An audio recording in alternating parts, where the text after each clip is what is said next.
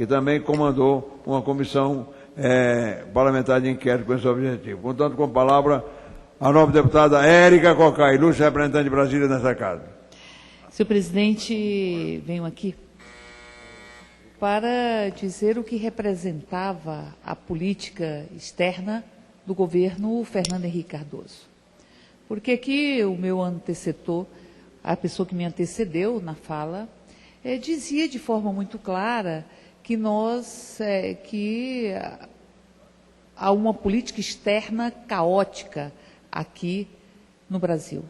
A política externa do governo Fernando Henrique Cardoso, que não pôde se concretizar porque o povo brasileiro decidiu subir a rampa do Palácio do Planalto e colocar um operário para governar esse país, era uma política de subalternização, de uma dependência inevitável. Eram as teses proferidas, discutidas pelo presidente da República à época, onde nós tínhamos uma inflação de 12,5%.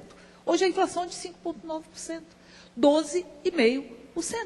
Onde as nossas empresas estavam sendo vendidas, onde nós vendemos o nosso sistema elétrico ou sistema de comunicações por um preço muito menor do que as reformas que foram feitas nele, o investimento que foi feito nesse sistema antes de ele ser entregue.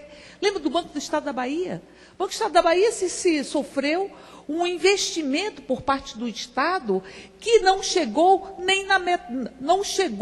a representar nem o dobro, ou o dobro, foi o dobro do que se vendeu, do que o Estado adquiriu com a venda do banco. Ou seja, o Estado investiu uma quantidade de dinheiro no banco para vendê-lo por um preço que não chegava à metade do investimento que foi feito. Isso foi feito no país. Isso foi feito no país durante o governo Fernando Henrique Cardoso. A lógica neoliberal de que ao mercado tudo cabia.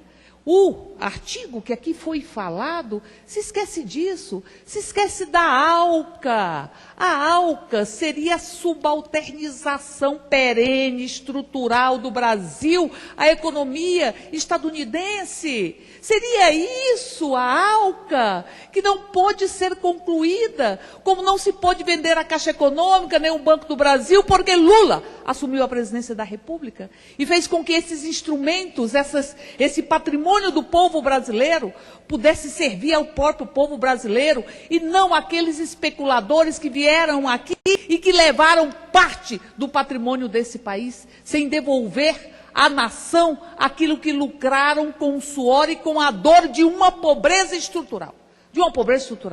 O Brasil tem sido reconhecido no mundo inteiro, como um país que tem debelado as desigualdades.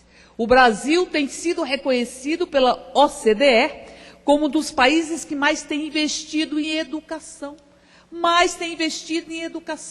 Tanto na educação infantil, quanto na educação integral. O Brasil está se libertando do atraso imposto por aquele que disse, o meu antecessor, que foi prefeito e foi governador, e eu digo, foi prefeito, foi governador e foi derrotado como presidente da República, candidato derrotado à presidência da República pelo povo brasileiro,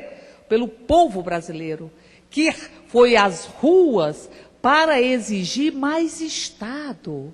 Mas essa oposição que está nervosa hoje, está nervosa porque saiu o resultado do PIB. Eles diziam que o Brasil ia entrar em recessão. O Brasil não está em recessão. Tem a inflação há mais de 10 anos controlada dentro da meta. O Brasil hoje faz parte dos 8 maiores países do mundo inteiro.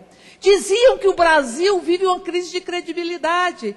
E eu digo, que crise de credibilidade vive o Brasil, o governo brasileiro, se nós temos 4,2 mil quilômetros de rodovias que foram objeto de concessão e que essa concessão se deu com um deságio muito acima do esperado? Se houve sucesso nos leilões de petróleo de 6 aeroportos e 2.100 quilômetros de linha de transmissão de energia, que crise de credibilidade é essa? Que histeria é essa que a oposição busca se apropriar de um movimento que não lhe pertence? O movimento das ruas em junho exigia Estado, exigia educação, exigia saúde, exigia mobilidade urbana e exigia uma representação política que estivesse coadunada com a própria população. Era isso que dizia o movimento nas ruas. Quem são esses que buscam dizer, porque não tem base social, porque não tem base social? Buscam dizer que estes movimentos defendem os seus objetivos e as suas bandeiras. Uma oposição que busca bandeira em qualquer canto. Que busca desconstruir um programa como o Mais Médico, aprovado pela população, porque não tem bandeiras. Porque o seu projeto político foi derrotado por 3 vezes pelo povo brasileiro, que quer continuar deixando a fome para trás, que quer continuar investindo em educação, que quer continuar com a Petrobras, que seria privatizada se o povo brasileiro não tivesse feito uma revolução silenciosa com a ponta dos seus dedos, com o seu próprio sonho, elegendo Luiz Inácio Lula da Silva. E digo isso porque o Brasil tem um programa de logística de 305 bilhões, e a Petrobras, que aqui foi questionada, investe 236 bilhões de dólares. 236 bilhões para dobrar a sua produção até 2020. Nós vamos estar entre os 6 maiores produtores de petróleo do mundo. Essa Petrobras, que alguns que hoje vociferam e que tentam de toda sorte, criar um clima de insegurança nesse país, queriam privatizadas e não fazendo parte do patrimônio do povo brasileiro. Portanto, é preciso discutir com números, é preciso discutir de forma concreta. Alguns que dizem a inflação está voltando e se esquecem que a inflação era 12,5%. Alguns que dizem, olha a taxa de juros que está crescendo e se esquecem de quanto era a taxa de juros durante o governo Fernando Henrique Cardoso. Quanto nós lutamos para fazer com que o princípio ou o ditame constitucional dos juros de 12% ao ano pudesse ser uma realidade nesse país. Por isso eu digo que é preciso que as pessoas mostrem resultados concretos da experiência que tiveram neste país, governando, eu não diria só por 8 anos, governando por séculos,